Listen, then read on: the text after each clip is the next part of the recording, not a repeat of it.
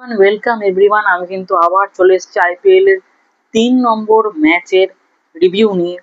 তো দেখতে পাচ্ছেন আমি কিন্তু কন্টিনিউয়াস এখানে ভিডিও দিচ্ছি এবং কন্টিনিউয়াস আপনাদের সঙ্গে জুড়ে আছি। তো প্লিজ স্টে কানেক্টেড থাকার জন্য প্লিজ সাবস্ক্রাইব বাটনটা টিপে দেবেন ইউনিক ইনসান চ্যানেলে।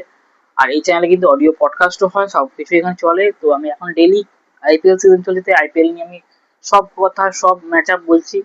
তো আজকে আজকে যে খেলাটা ছিল সেটা হচ্ছে সিএসকে ভার্সেস আরআর এর, মানে Chennai Super Kings versus Rajasthan Royals এর। তো দেখি এবার বলা আসল কথায় আসি। খাতায় কলমে কিন্তু সিএসকে টিমটা যথেষ্ট ব্যাটিং এর দিক থেকে শক্তিশালী দেখাচ্ছিল, ঠিক আছে। সেখানে সঞ্জু স্যামসন, সেখানে ঋতুরাজ গাইকোয়াড়, সেখানে আয়ুষ মাত্রে, সেখানে ম্যাথিউ শট, সেখানে সারফরাজ খানকে রেখেছে, এবং শিবম দুবে, আর এখানে কার্তিক শর্মা, সবাই মানে এখানে ব্যাটিং ডেপথটা এখানে অনেক বেশি ছিল। কিন্তু আজকে সেটা ওয়ার্ক করেনি, কাজ করেনি, কিছুই ওয়ার্ক করেনি বলে। আর এদিকে রাজস্থান রয়্যালসের যে বিস্ময় বালক আছে, বিজয়, না বিজয় নাম, ভাইভব সূর্যবংশী কিন্তু আবারও প্রমাণ করে দিল যে সে কতটা ট্যালেন্টেড, ঠিক আছে। তো আজকে আর বেশি কিছু বলারই নেই খেলাটা নেই, কারণ ব্যাটিংটা পুরোপুরি কোলাপস করে যায় সিএসকে। যেমন সঞ্জু স্যামসন 7 বলে 6 করে, এটা বাজেভাবে আউট হয়। তো ওই যে ওই যখন মারতে গেল পাটা একদম এগোয়নি, বলটা গিয়ে কিন্তু পুরো একদম স্টাম্পে লেগেছে। এবং তারপর ঋতুরাজ গায়কোয়াড় কিন্তু 11 বলে 6, মানে স্ট্রাইক রেটটা 54, খুবই বাজে স্ট্রাইক রেট। তারপর আয়ুষ মাত্রে পুরো মারতে গেল, এজ হয়ে পুরো আউট হয়ে গেল। মানে নান্দেবার্গে বল করেছে, ক্যাচটা কিন্তু মানে ধ্রুব জুয়েল করে নিয়েছে। তারপর ম্যাট শট কিন্তু ভালো প্লেয়ার, আমি বলছি ভালো প্লেয়ার, অস্ট্রেলিয়া ভালো প্লেয়ার, কিন্তু সেও 7 বলে 2 করেছে। মানে এত বল খেলে তার কিন্তু কম কম রান করে গেছে।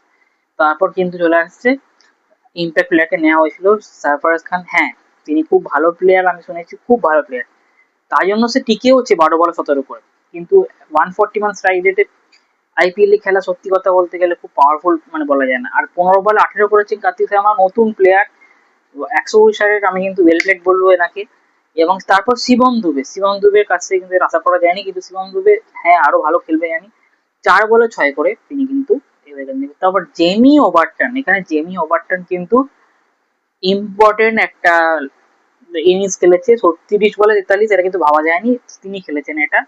তারপর আস্তে আস্তে ব্যাটিং কোলাপস করে মোটামুটি রানটা কিন্তু খুবই কম দাঁড়িয়েছে, যেটা 128 রান করতে। তো অবশ্যই যেখানে বৈভব সূর্যবংশী বিস্ময় বালক আছেন, তিনি কিন্তু ফার্স্টের ওভার থেকেই পেটাতে 6 মারতে 4 মারতে স্টার্ট করবে, সেটাই হলো।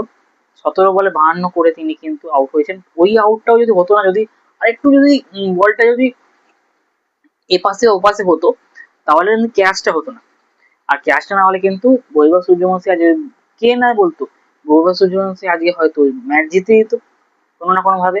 তো যাই হোক, শেষ পর্যন্ত যশস্বী জয়সওয়াল কিন্তু থেকে ম্যাচটাকে জিতিয়েছে, যেমন 36 বলে 38 করে। হ্যাঁ, 105 স্ট্রাইক রেট আপনি বলতে পারেন, কিন্তু তিনি কিন্তু অ্যাঙ্কার ইনিংসটা খেলেছেন।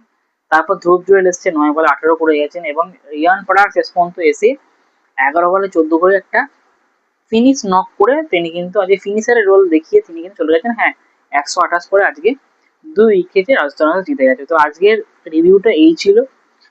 কেমন লাগলো রিভিউটা বলবেন। পরের ভিডিও কিন্তু আমি আবার নতুন খেলার নতুন আইপিএল ম্যাচ নিয়ে আসবো। তো স্টে টিউনড, দেখতে থাকুন ইউনিক ইনসান। Good bye.